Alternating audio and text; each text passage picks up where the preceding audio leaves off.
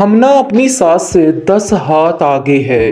जी नाज़रीन, जैसा कि लालच में वो बेपनाह आगे हो चुकी है कहकशा और सब कुछ भूल गई है और उसे कोई भी रिश्ता याद नहीं, यहाँ तक कि उसे अपना बेटा फ़ाइज़ भी याद नहीं है। वो समझती है कि बस जो बंदा गरीब के साथ अटैच है वो बिल्कुल फेल है, उसका जहन इस तरह से बन गया है। लेकिन वो ये नहीं जानती कि हरीम ही वो लड़की है जो इनके घर में रौनक भर देगी, इनके घर को खुशियों से भर देगी।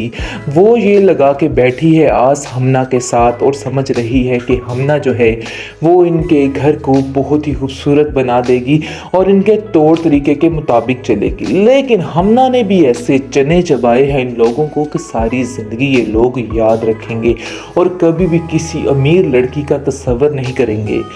बहुत कोशिश करती है कहकशा अपने बेटे से कहने की कि बेटा रेयान, देखो ज़रा तुम्हारी बीवी क्या कर रही है, जिसने तो घर को आके तबाह ही करके रख दिया है। उसको तरह तरह की बातें कहती है, लेकिन अब कहाँ वो सुनने वाला है। वो किसी की एक नहीं सुनेगा और कहेगा कि मैं आप लोगों की बातों पे यकीन कैसे कर सकता हूँ। आप लोग तो हरीम से भी खुश नहीं हो। हालांकि हरीम सारे घर को संभालती है, सारे घर का ध्यान रखती है, लेकिन फिर भी आप लोग उसकी बात करते हो, उसके खिलाफ बोलते हो, तो आखिर आप मेरी बीवी के सगे कैसे बन सकते हो।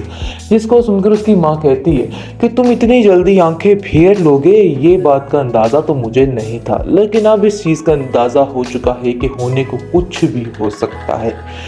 आप देखेंगे कि वो साफ साफ कह देता है कि हमना के बारे में एक लफ्ज़ भी मैं बर्दाश्त नहीं करूँगा और मैं नहीं पसंद करता कि हमना के बारे में कोई भी ऐसी बात की जाए।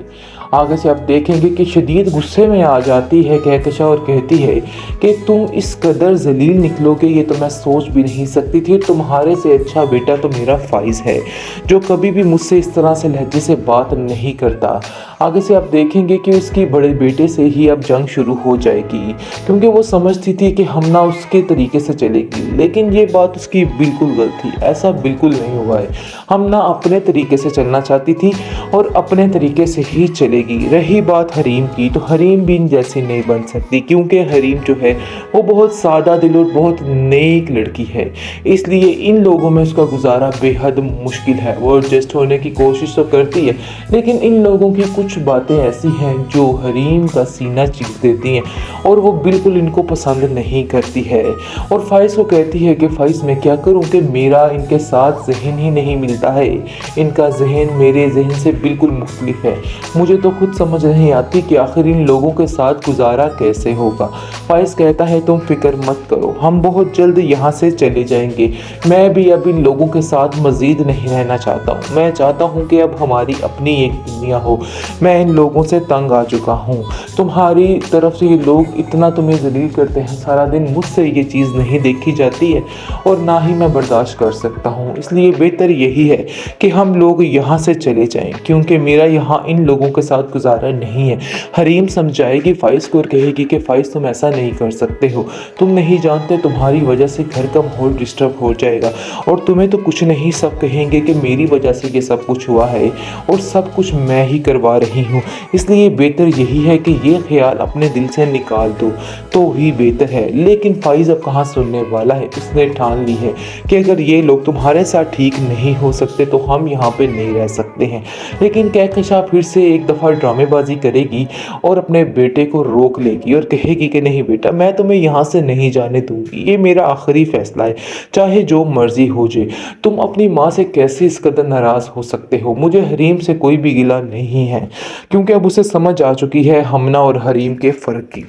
हमना अपनी सास से 10 हाथ आगे है। जी नाज़रीन, जैसा कि लालच में वो बेपनाह आगे हो चुकी है कहकशा और सब कुछ भूल गई है और उसे कोई भी रिश्ता याद नहीं, यहाँ तक कि उसे अपना बेटा फ़ाइज़ भी याद नहीं है। वो समझती है कि बस जो बंदा गरीब के साथ अटैच है वो बिल्कुल फेल है, उसका जहन इस तरह से बन गया है। लेकिन वो ये नहीं जानती कि हरीम ही वो लड़की है जो इनके घर में रौनक भर देगी, इनके घर को खुशियों से भर देगी। वो ये लगा के बैठी है आस हमना के साथ और समझ रही है कि हमना जो है वो इनके घर को बहुत ही खूबसूरत बना देगी और इनके तौर तरीके के मुताबिक चलेगी। लेकिन हमना ने भी ऐसे चने चबाए हैं इन लोगों को कि सारी ज़िंदगी ये लोग याद रखेंगे और कभी भी किसी अमीर लड़की का तस्वर नहीं करेंगे। बहुत कोशिश करती है कहकशा अपने बेटे से कहने की कि बेटा रेयान देखो ज़रा तुम्हारी बीवी क्या कर रही है, जिसने तो घर को आके तबाह ही करके रख दिया है। उसको तरह तरह की बातें कहती है, लेकिन अब कहाँ वो सुनने वाला है, वो किसी की एक नहीं सुनेगा और कहेगा कि मैं आप लोगों की बातों पे यकीन कैसे कर सकता हूँ। आप लोग तो हरीम से भी खुश नहीं हो, हालांकि हरीम सारे घर को संभालती है, सारे घर का ध्यान रखती है, लेकिन फिर भी आप लोग उसकी बात करते हो, उसके खिलाफ बोलते हो, तो आखिर आप मेरी बीवी के सगे कैसे बन सकते हो। जिसको सुनकर उसकी माँ कहती है कि तुम इतनी जल्दी आंखें फेर लोगे, ये बात का अंदाज़ा तो मुझे नहीं था, लेकिन अब इस चीज़ का अंदाज़ा हो चुका है कि होने को कुछ भी हो सकता है।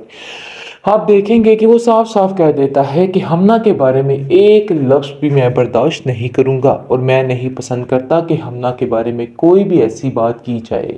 आगे से आप देखेंगे कि शदीद गुस्से में आ जाती है कहकशा और कहती है कि तुम इस कदर जलील निकलोगे ये तो मैं सोच भी नहीं सकती थी। तुम्हारे से अच्छा बेटा तो मेरा फाइज है, जो कभी भी मुझसे इस तरह से लहजे से बात नहीं करता। आगे से आप देखेंगे कि उसकी बड़े बेटे से ही अब जंग शुरू हो जाएगी, क्योंकि वो समझती थी कि हमना उसके तरीके से चलेगी, लेकिन ये बात उसकी बिल्कुल गलत थी। ऐसा बिल्कुल नहीं हुआ है। हमना अपने तरीके से चलना चाहती थी और अपने तरीके से ही चलेगी। रही बात हरीम की, तो हरीम भी इन जैसी नहीं बन सकती, क्योंकि हरीम जो है वो बहुत सादा दिल और बहुत नेक लड़की है, इसलिए इन लोगों में उसका गुजारा बेहद मुश्किल है। वो एडजस्ट होने की कोशिश तो करती है, लेकिन इन लोगों की कुछ बातें ऐसी हैं जो हरीम का सीना चीर देती हैं और वो बिल्कुल इनको पसंद नहीं करती है। और फाइज को कहती है कि फाइज मैं क्या करूं कि मेरा इनके साथ जहन ही नहीं मिलता है, इनका जहन मेरे जहन से बिल्कुल मुख्तलिफ है। मुझे तो खुद समझ नहीं आती कि आखिर इन लोगों के साथ गुजारा कैसे होगा। फाइज कहता है तुम फिक्र मत करो, हम बहुत जल्द यहाँ से चले जाएंगे। मैं भी अब इन लोगों के साथ मजीद नहीं रहना चाहता हूँ। मैं चाहता हूँ कि अब हमारी अपनी एक दुनिया हो। मैं इन लोगों से तंग आ चुका हूँ।